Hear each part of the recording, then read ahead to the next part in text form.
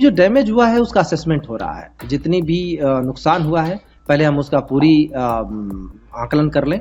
उस आकलन करने के उपरांत इसमें ऑलरेडी प्रावधान है, उस प्रावधान के अंतर्गत कार्रवाई करेंगे।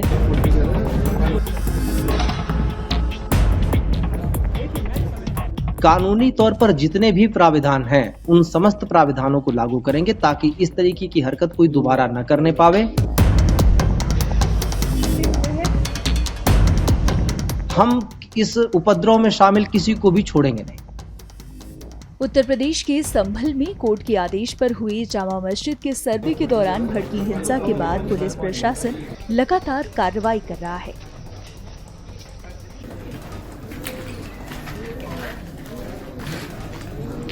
वहीं मामले में उत्तर प्रदेश की योगी आदित्यनाथ सरकार पूरी तरह से एक्टिव मोड में है। संभल में उपद्रव करने वाले आरोपियों पर सख्त एक्शन लेने की पूरी तैयारी हो रही है। जानकारी के मुताबिक नुकसान का आकलन कर उपद्रवियों से पूरी वसूली की जाएगी। आरोपियों की पहचान कर ली गई है, जिस बारे में कमिश्नर ने जानकारी दी है। इंसिडेंट में अभी तक टोटल पुलिस की तरफ से 7 एफआईआर हुए हैं। 4 एफआईआर जो मृतक इस घटना में हुए उनके परिवारों की तरफ से हुए हैं। टोटल 27 लोग गिरफ्तार किए गए हैं, जिनमें से 3 महिलाएं हैं, 3 नाबालिग हैं जिनको जुवेनाइल होम भेजा गया है। 74 लोग अभी लोगों की मदद से और कैमरे और वीडियो फोटो की मदद से आइडेंटिफाई किए गए हैं। बाकी लोगों के आइडेंटिफिकेशन का काम चल रहा है। उसमें हमने लोगों की मदद लेने के लिए उनके वीडियो और फोटो भी जारी किए हैं ताकि उनको आसानी से पहचाना जा सके। लोगों से बातचीत जारी है। संभल में हालात सामान्य हैं। निरंतर प्रशासन लोगों से बातचीत कर रहा है और विश्वास बहाली की कोशिश हो रही है। एहतियातन वहाँ पे जहाँ घटना हुई थी उस पूरे एरिया में फोर्स तैनात है और हम पूरा प्रयास कर रहे हैं। स्कूल कॉलेज खुले हुए हैं, बाजार भी खुले हुए हैं। हम पूरा प्रयास कर रहे हैं कि जितनी जल्दी स्थिति को सामान्य कर सके, हम पूरा प्रयास कर रहे हैं। रिपोर्टर द्वारा जब अपराधियों पर कार्रवाई किए जाने को लेकर सवाल किया गया तो कमिश्नर ने बताया कि अपराधियों की पहचान कर उनके खिलाफ कार्रवाई की जाएगी और किसी को भी बख्शा नहीं जाएगा। एक आरोप भी लग रहा है डिस्ट्रिक्ट एडमिनिस्ट्रेशन पे कि एक जो दल वहां से जा रहा था सर्वे के उपरांत, तो उसमें पर्टिकुलर नारे लगाए जा रहे हैं, लेकिन उनके खिलाफ कोई कार्रवाई प्रशासन की तरफ से नहीं की गई। देखिए, उस वीडियो को हमने देखा भी है, उसकी पड़ताल भी की है। वो वीडियो मस्जिद के आसपास के एरिया का नहीं है। जब सर्वे के उपरांत वो जो सर्वे की टीम जा रही थी, उसमें जब वो हिंदू बहुल एरिया में पहुंचे, वहां पे कुछ लोग उनके साथ लग गए। उन्होंने नारे लगाए, अवश्य लगाए। उनको भी समझा बुझाकर शांत कराया गया। ठीक उसी तरह जैसे मस्जिद के सामने जब लोग नारे लगा रहे थे, धार्मिक नारे, तो उनको भी समझाया ही गया पहले। तो इसमें किसी को हम पीटने नहीं लगेंगे इस बात के लिए।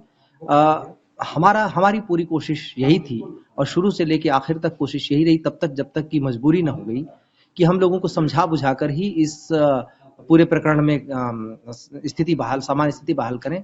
लेकिन जो अनटुवर्ड्स इंसिडेंट हुआ वो इसलिए हुआ क्योंकि लोगों ने पथराव करने शुरू किए, गाड़ियों को आग लगाना शुरू किया, मस्जिद के ऊपर पथराव किया, पुलिस के ऊपर पथराव किया और भयंकर तरीके से पथराव किया। तो पुलिस को जो भी अनुमन्य उपाय है कानूनी, उसका सहारा लेना पड़ा। सर, ये भी इन्वेस्टिगेशन का पार्ट होगा कि सबसे पहले जो बताया जा रहा है, आरोप लगाए जा रहे हैं कि इंटेलिजेंस का फेलियर का आरोप, आप क्या कहेंगे इस पर?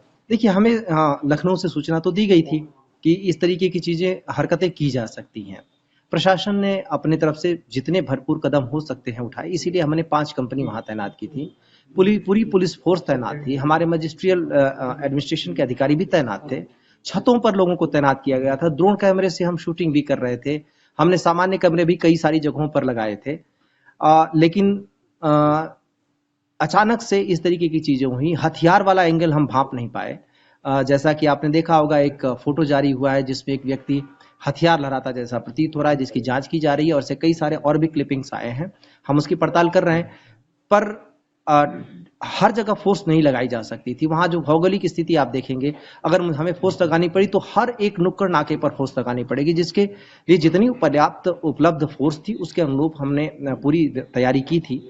तो इंटेलिजेंस तो सूचना थी, हमारी तैयारी भी थी, पर शायद हम उतनी व्यापक तैयारी नहीं कर पाए और उतनी व्यापक तैयारी करने के लिए जितने रिसोर्सेज थे हमने उसको तरीके से लगाया भी। इसकी समीक्षा होगी। सर, शासन की तरफ से एक पीएसी की बटालियन भी संभल में लगाने के लिए आपने शासन को कुछ पत्र लिखा है कि बटालियन संभल में भी परमानेंट होनी चाहिए? हमने वहाँ पे रैपिड एक्शन फोर्स भी मंगाए हैं, हमने फर्दर फोर्सेज भी मंगाए हैं, ताकि स्थिति में कोई भी दोबारा इस तरीके की घटना को कारित न कर सके। इसके लिए पूरे जितनी आवश्यक फोर्स है वो हमने मंगा ली है। प्रशासन की सरकार की तरफ से भी जारी हुआ है कि जो आरोपी हैं उनके खिलाफ कार्रवाई की जाएगी, पेनल्टी भी इम्पोज की जाएगी। इस दिशा में क्या प्लानिंग है एडमिनिस्ट्रेशन की तरफ से चल रही है? देखिए, अभी जो डैमेज हुआ है उसका असेसमेंट हो रहा है। जितनी भी नुकसान हुआ है पहले हम उसका पूरी आकलन कर लें। उस आकलन करने के उपरांत इसमें ऑलरेडी प्राविधान है, उस प्राविधान के अंतर्गत कार्रवाई करेंगे।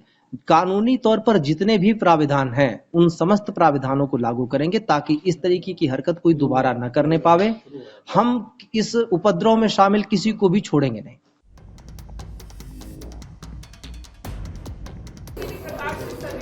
और दूसरी गली आप देखिए, यहाँ ये जो है वो सड़क से आती है।